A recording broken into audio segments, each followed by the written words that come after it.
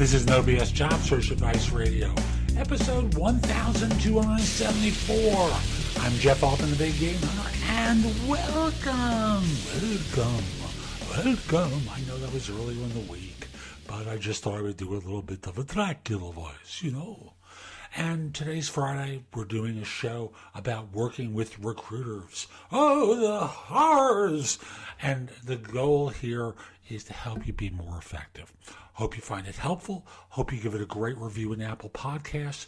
And with the weekend coming up, I want to encourage you, take some of my classes on Skillshare. Skillshare is a site, and I've got a link in the show notes. It's got thousands of classes from people like me who have quality material that they offer to individuals. If you become a member of the site using the link in the show notes, you'll get 2 months for free instead of just the one that the site offers. So again, that's Skillshare. Take my classes there on interviewing, salary negotiation, a whole host of different things, behavioral interviews, the top 10 questions you might ask, salary negotiation, a whole host of different things I have available on Skillshare. Take my classes there and use the weekend well. And with that, let's get going, okay? Jeff Altman, the Big Game Hunter. Let me just talk with you for a second about the role of recruiters in your job search and some of the mistakes people make when they start working with recruiters. It's mistakes in attitude, mistakes that come from misunderstanding the role. So the language of job hunters is that I'm going to contact a recruiter who's going to help me find a job, or I'm going to contact a bunch of recruiters and they'll help me find a job. Ready? Wrong. That's not the case. Recruiters are hired by organizations and paid to find people who fill jobs. But, they need me for this. And you're absolutely right, but you're a commodity. I want you to hear that. If you think you're the only person in your market area who can do this job, you're deluding yourself. If you think you're the only person in the country who can do this job, you're deluding yourself. Job hunters are paid by corporations to find talent with specific backgrounds that can do the role. They're not there to help you transition 99.9% of the time. They are not there to be career coaches. They're not there to respond to your messages when you send a resume that says, hey, what do you think? Give me a break. You're stealing time from them if you think they're going to critique your resume for you. And I have this happen to me all the time. People send me a message that says, take a look at my resume. Could you do a rewrite for me? And they don't want to pay me anything for it. Like, help me understand why I'm supposed to do this. Because we'll build a relationship. Yeah, right. I'll never hear from you again. And that's my experience. I've only done this for 40 years. So recruiters are there to fill jobs by finding people who have specific backgrounds and and match certain preferences that an organization has that are designed to, and are paid as a result. Next thing that people make this goofy association with is that recruiters are rude and unresponsive. Well, you're a spammer many times. You're sending resumes to recruiters, and in no way, shape, or form does your background fit what they're looking for. And you're expecting them to stop, say, okay, let me call this guy, even though I will never have anything for them. Or stop, this woman wants to make a transition into a completely different field, and she has no background in this whatsoever, but she wants to do it. So I think the rudeness really comes from the fact that you're contacting them and have expectations that are unreasonable. So recognize that when you try to steal someone's time, the result winds up being that you're the rude one because you're making demands of them that are completely unreasonable.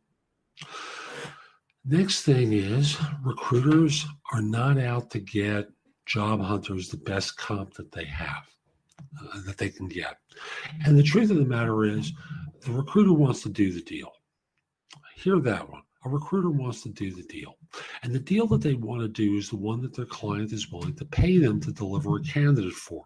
So, for example, if you're offered $60,000 or $100,000 or $250,000, but you are looking for,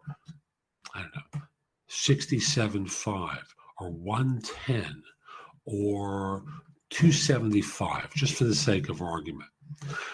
Well, you may think that they're trying to scam you here, but the reality is the client won't pay any more for you. So their circumstances, they're not going to be paid unless you're delivered to them. So they want to do that, and they're going to try to be persuasive about why your value is not as high as you think it is. Now, hopefully you did research at the beginning of your search. You did that, didn't you? Most people don't. So let's not kid ourselves. You probably didn't do research at the beginning of the search, other than to ask friends or family, who have no real knowledge. Hey, I think I'm worth such and such. What do you think? That's what most people think is research, and that's not the case. I've gone into that in other videos. I'll just simply say that for you as a job hunter, you need to understand your value. And because you want it doesn't mean that you have that value.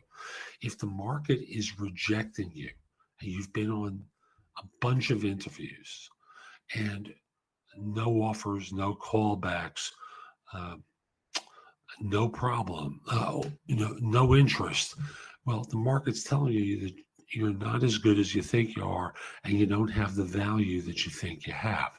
So recognize this, and you have to be the one that adapts, or be prepared to turn down an offer and go on to the next thing, which is perfectly fine. But understand that the recruiter is there to do the deal. Lastly, recruiters care about building long-term relationships with people. They want to help people become hiring managers and hire from them, because that's really where they make more money. From your vantage point, you may think they're transactional, but that's because you've been a spammer most of the time.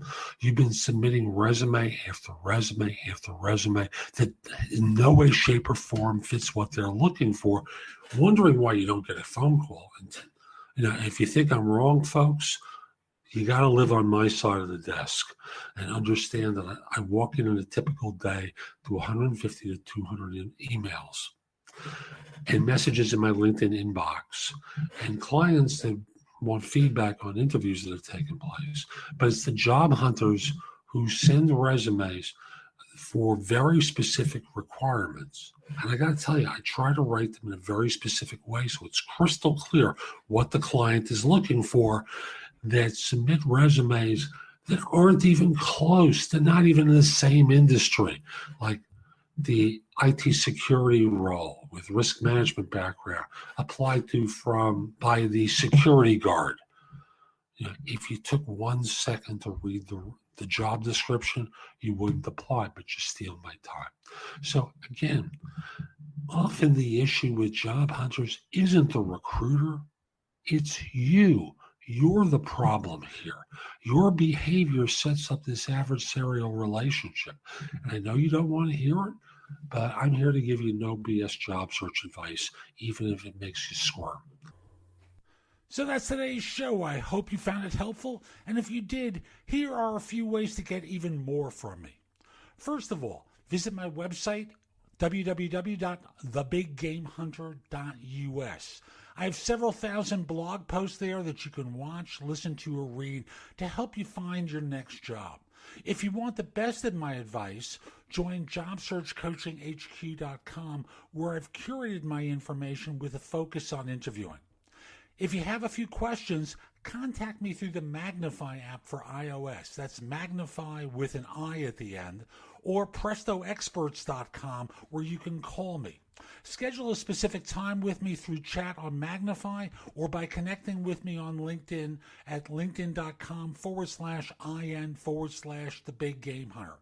Once we're connected on LinkedIn, you can message me about coaching you, speaking with me about a resume or LinkedIn profile critique, help with a salary negotiation, my trusted advisor services, as well as scheduling me for Magnify or for PrestoExperts.com.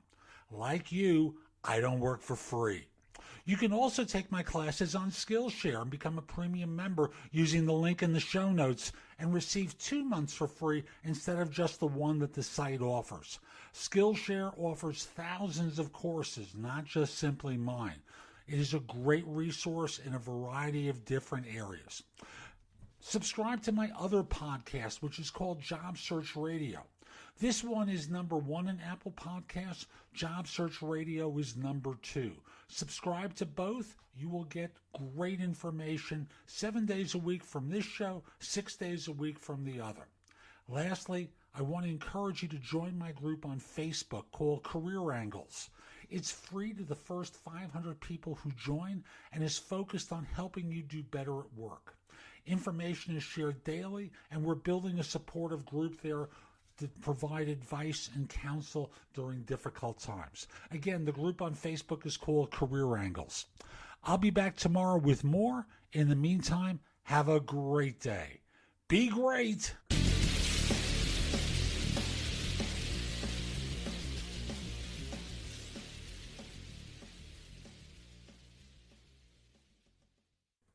On November 6th, there's only one place to be, Fox News Channel. In this critical moment, with the balance of power at stake, this is the midterm election everybody is waiting for. Only Fox News Channel brings real insight, smart perspective, and the all-important results minute by minute. Every key race, every pivotal moment. As America decides, we're there every step of the way. On November 6th, stay with special coverage starting at 6 p.m. Eastern on Fox News Channel.